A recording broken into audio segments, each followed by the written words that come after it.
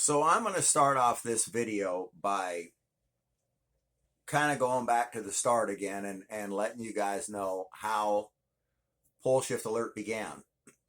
I got a call from my friend who told me that I had to come check something out. Now, I went up there to this person's place and they showed me this article that two suns in the sky were seen in China. And it was NBC News or ABC News, one of those two.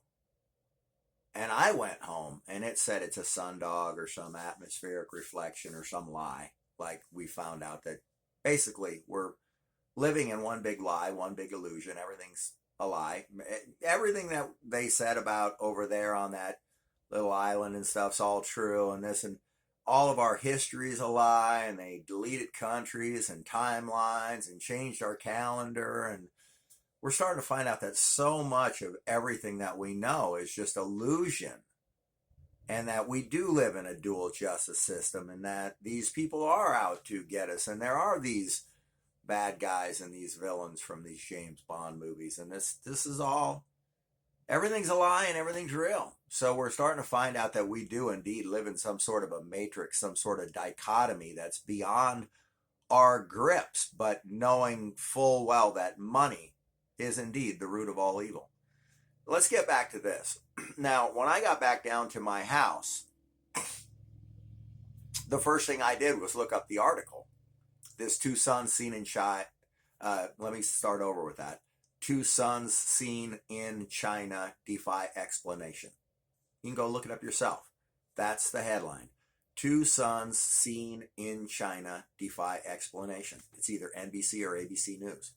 And so I looked it up and I went home and I opened up this Bible right here that I don't know where I came up with this Bible. And I was stunned when I opened up this story on my computer and this Bible was sitting right next to it.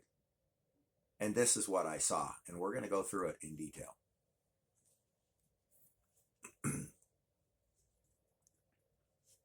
Okay, let me make this a little smaller. Okay, a little bit smaller, right there. Now, let's notice that in the image on this Bible, that I don't know where I came up with this Bible. It's got a wooden frame. You see the frame of this Bible. It was sitting there open next to my computer because I just wanted it open. I thought this was a cool picture of the Lord. Tell me that his robe does not match that perfectly. Please do not lie to me. These two objects match each other. And please do not tell me that this object does not match that object above his head, because it does. So how is it that a Bible has a picture of our binary star behind the Lord's head? And what is the implication? Is the implication that God is the sun? Is that the implication? Because all previous civilizations thought exactly that. Now, I thought that this imagery was stunning when I saw this next to this story of two suns in the sky in China defy explanation. And you start looking at this, it looks like the light is draping over his shoulders as if this is casting some sort of soft light behind him over his shoulders. Is this saying, I'm God? These objects match. These objects match. His robe and this match. Is this the return of the Messiah? Is this the Son of God? S-O-N? Not S-O-N? Let me start that over. The Son of God. The Egyptians, the Mayans, the Hopi, the Sumerians, they all said the sun was God. Is that the S-U-N of God? The S-U-N of God, not S-O-N of God. Why is our binary star behind the head of God? And this soft glow, this orb that's always behind the head of God, is this what it is? On the day of the crucifixions, planets aligned to form Jesus on the cross on the day of the crucifixion. As you can see, there's a lot of imagery in the sky that lines up to these biblical prophecies, and that look to be crosses in the sky and other biblical imagery. Here's another image that shows a planetary alignment that looks like a cross in the sky. Planetary alignment on April 3rd, 33 AD. And it looks like a man on a cross. So biblical imagery lines up with planetary alignments and this and that. On December 22nd, 23rd, and 24th each year, the sundial stops moving. And it stops moving right where there is a cross in the sky. The Southern Cross. On September 23rd and 24th of each year, the sundial stops moving for 3 days. Just like they say in the Bible, the 3 days of darkness. Now, on this day,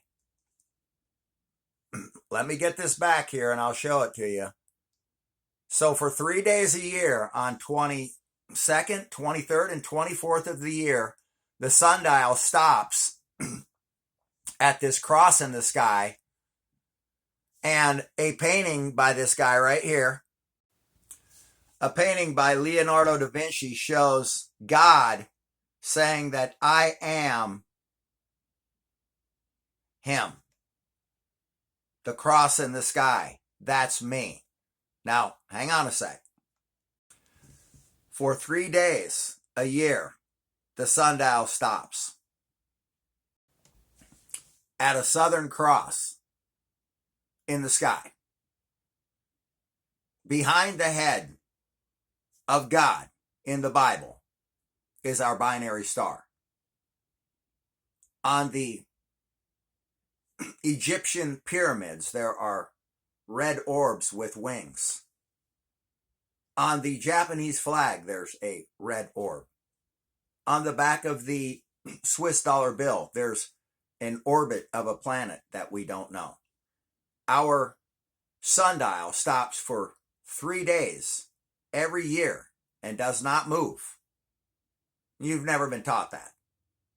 As if it was stopping and restarting, like as if it was being crucified and being reborn, like a new cycle, stopping and being reborn. Maybe it's a cycle that's stopping and being reborn. Now, I'm not here to swipe anybody's video. I just don't want to post your face in my videos without your authorization. But here is a time traveler in 2130 showing a picture of the base of the Statue of Liberty, now gone, in 2130. No more Statue of Liberty. So where is that? And why is it gone? And for what purpose is the Statue of Liberty missing in America in 2130? Just so you have to understand, I'm not trying to insult anyone's religion anywhere.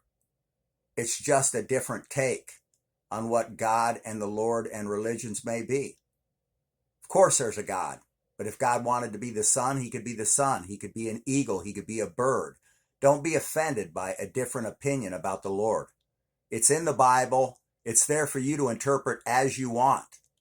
The rapture is a pole shift of earth caused by a binary star.